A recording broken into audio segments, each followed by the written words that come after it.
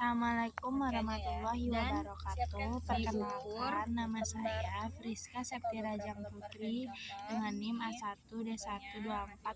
lalu diukur Nah, 4 pada jari. video kali ini saya akan menjelaskan tata cara memandikan jenazah serta cara mengkafani serta memotong kafani itu. Baru ini kita setelah semua Baiklah, tata cara yang pertama yaitu kita tahap persiapan.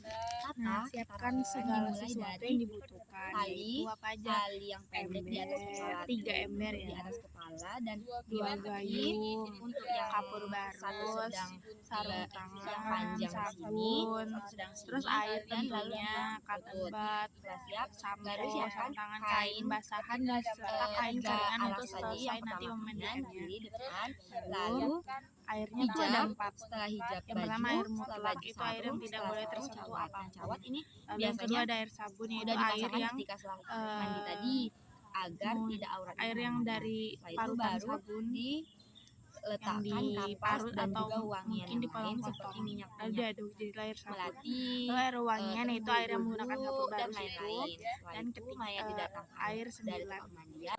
Oke, Lalu salah tadi, memandikan ternyata air mutlak itu air biasa ya, air bersih. Cuman kalau air 9 itu air yang tidak boleh, yang bersih juga tapi tidak boleh sama sekali terkena percikan sedikit. Ikatnya Itu condong sangat-sangat sebelah kiri suci dan karena tidak agar boleh nanti masuk terganggu apapun, kubur, bahkan untuk membukanya celupan mudah. tangan pun nggak boleh. Jadi seperti itulah hingga menjadi Ketiga, siapkan tempat pemandian seperti yang disiapkan dari disepakati saya mulai dari di luar memandikan hingga ruangan. Kita menggunakan kain ataupun terpal dari sisi bagian kanan, depan, belakang, kiri, bahkan atas.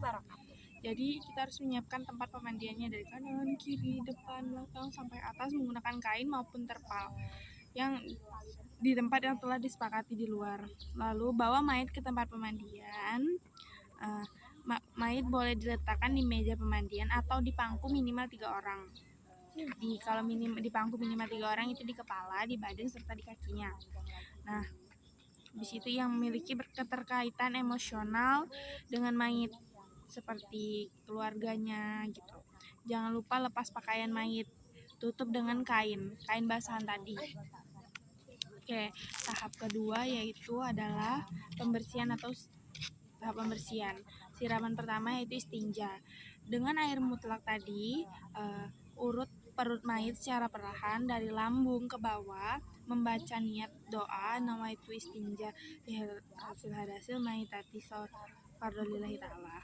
Lalu siraman kedua yaitu membersihkan kotoran pada mayit seperti di kuku, di lipatan-lipatan kuping, leher, dengan air mutlak tadi. Nah, menyiramnya itu tidak boleh langsung disiram langsung ke mayit, tetapi melalui tangan yang menggunakan sarung tangan. Jadi kayak perantara tangan gitu loh, airnya tuh dari atas disiram ke arah tangan, nanti jatuhnya dari tangan gitu, dipercikan, bukan langsung disiram ke mayit karena itu bisa menyakiti mayit.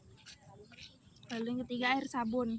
Siraman ketiga menggunakan air sabun, disiram dengan memiringkan mayit, disiram dari kanan dulu, dimiring ke kanan, baru dimiringkan ke kiri.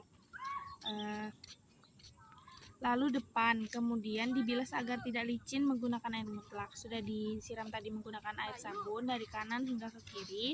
Lalu terakhir depan, nanti kita akan siram kembali menggunakan air mutlak supaya tidak licin. Lalu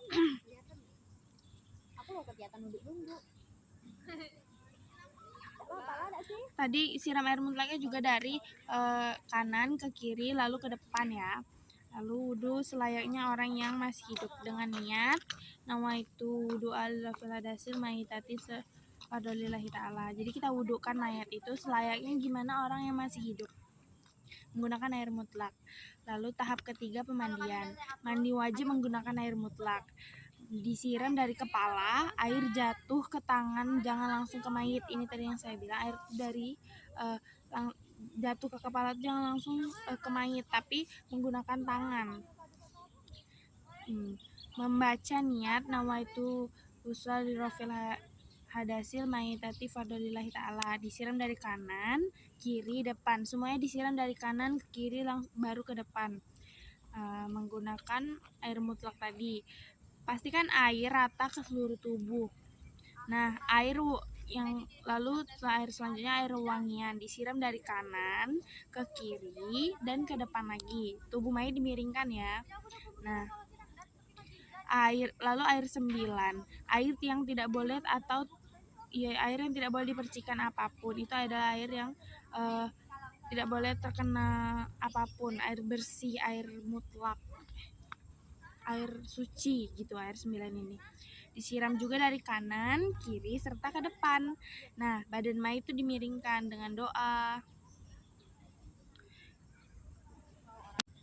Oh iya, tadi di selesai wudhu tadi pas sebelum wudhu jangan lupa membaca niat wudhu, dan selesai wudhu juga membaca doa selesai wudhu. Mandi wajibnya juga membaca niat mandi wajib untuk mayat, jangan lupa. Nah, saat pada air 9, saat sebelah kanan kita membaca Gonaka Allahu ya Rabbana walaka masir. Lalu sebelah kiri Gufranaka ya Rahman ya Rabbana wa ilaiki masir. Lalu ke depan Gufranaka Rahim ya Rabbana wa ilaika masir, la ilaha illallah wa la syarikalah. Baru doa setelah wudhu di tengah, yang bagian tengahnya yang Allahumma ja'alni itu.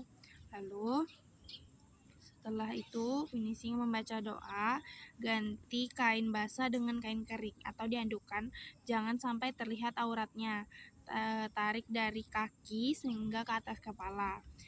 Baru tulis lafaz di kening mayitnya Bismillah dan La ilaha illallah. Pakai baru nanti diangkat dan gunakan cawat.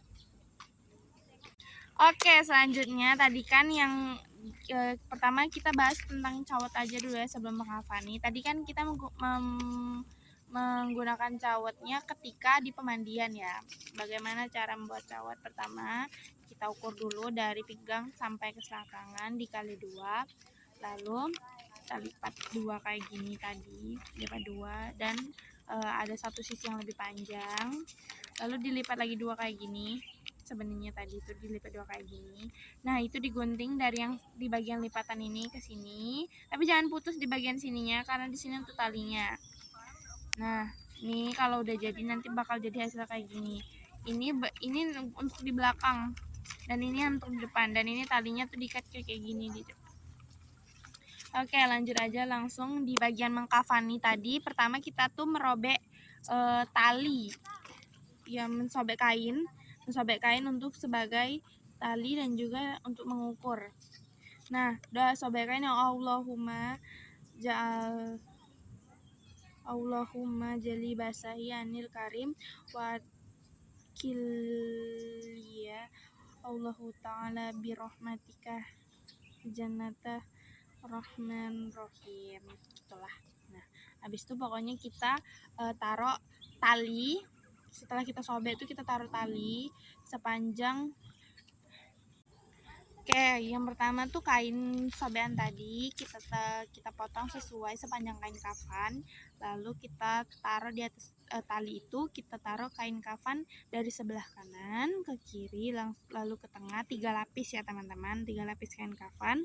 Baru nanti kita akan membuat kerudung. Membuat kerudung yaitu nih, anggap aja ini kerudungnya. Ini dari kepala ke lehernya. Lalu kita gunting kayak gini. Lalu ini udah jadi, ini untuk kalian ikat di kerudungnya nih kayak gini. Jadi kan habis itu nanti nah, lalu kita akan membuat gamis atau baju gitu. Nih dari pertama kita ambil ukurannya dari leher sampai dengan pinggang. Nah, habis itu kita lipat 2 kayak gini, kita lipat lagi 2 kayak gini, terus kita gunting untuk bagian kepala, serta ini saya lupa ya untuk gunting bagian tangannya nih. Sebenarnya tuh digunting dari bagian tangan tuh dari sini gini, dari sini ke sini. Nah, di sini untuk talinya, untuk pengikatnya. Oke, lanjut aja kita langsung di bagian membuat sarung. Nah, buat sarung kita gunakan ini aja lah nih. Kita akan mengukur dari pinggang sampai mata kaki itu dikali 2. Lalu ya, inilah sarungnya. Jadi sarung. Yeay. Lalu kita kan setelah itu kan kita sudah membuat semua aksesorisnya nih. Udah ada cawatnya tadi, udah ada gamis, kerudung, nah dan sarungnya. Nah sekarang kita akan di atas kain kafan yang 3 lembar tadi itu kita akan taruh kapas-kapas dan serta wangian seperti kapur barus tadi, dan ya itulah wangi-wangian yang ada, yang parfum bukan parfum mayat, apa sih namanya, ada tuh yang bau-bauan yang itu. Lalu pokoknya kita taruh semua wangian di atas kapas, di atas itu tuh langsung kita taruh mayatnya. Setelah dipakaikan semua, kita pakaikan aksesorisnya semua dari cawat, lalu ke sarungnya, ke gamisnya, ke sarung, ke jilbab dulu deh, ke jilbab, baru ke gamis, baru ke sarung. Habis itu baru kita ikat. Tadi kan kita siapkan 3 tali ya, untuk di bahu, di perut, sama di kaki. Nah itu kita ikat, ikatannya di sebelah kiri. Pokoknya ikatnya rapi.